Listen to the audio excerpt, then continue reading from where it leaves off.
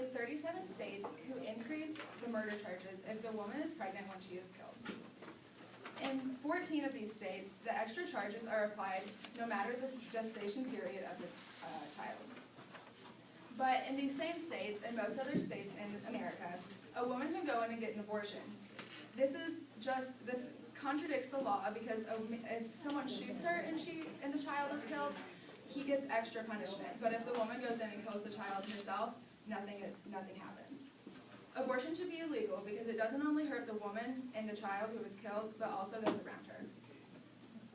My goal is to show you why abortion is wrong, based on the mental and physical side effects the woman has to go through and not the moral standpoints. CDC records show that most abortions occur at 13 weeks. At 13 weeks, the heartbeat has been visible for 6 weeks. The eyes, facial features, and arms and legs of the child is fully developed. So this means that the woman's body has produced basically the framework of a baby, and she is willing to give that up. And there's many side effects that she's going to face for doing this.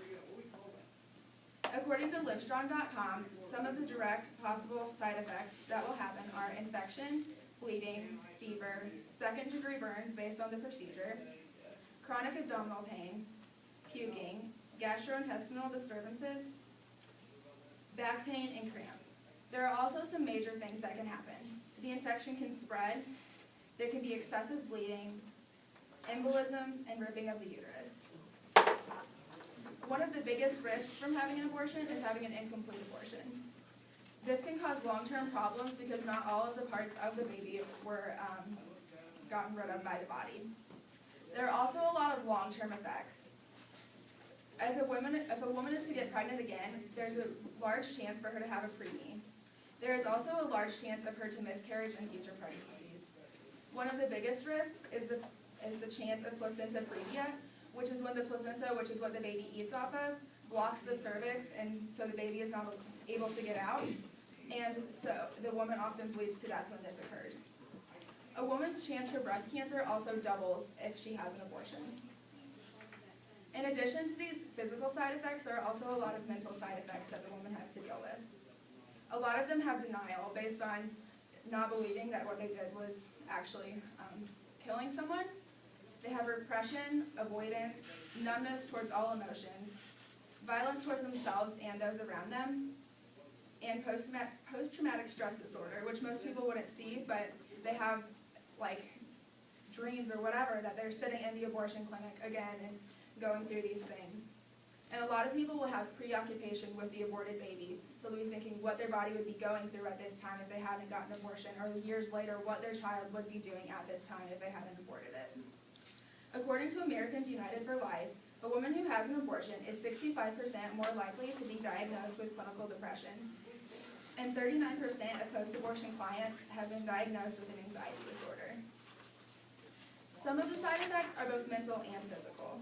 Many women who've had an abortion end up with a sleep disorder, eating disorders, trouble with relationships, both with men and just like friendships and family, self-harm, and drug and alcohol abuse.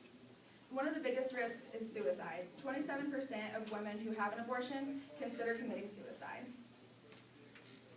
A lot of these physical and mental effects also involve those people that are around them. This can be the husband, a boyfriend, a parent who has to sign the papers, a lot of people. So a lot of the times the relationship ends up ending because of the issues. This could be, like I said, the boyfriend or the husband, but it can also be a parent who has to deal with the consequences of their child getting an abortion. A lot of times the people say that the trust can no longer be held because of the choices. There's also higher risks of drug and alcohol abuse by the parent or boyfriend or husband, withdrawal, post-traumatic stress disorder, anxiety, depression, and suicide. These things show that the woman is not the only one who is affected by an abortion. There's 1.21 million abortions each year.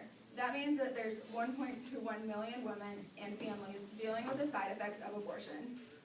And while viewing these things, it's good to know that, well, it's important to not forget that there's a baby being killed when all of these things have to occur to a woman. So not only does the baby suffer, but the woman suffers too. All right.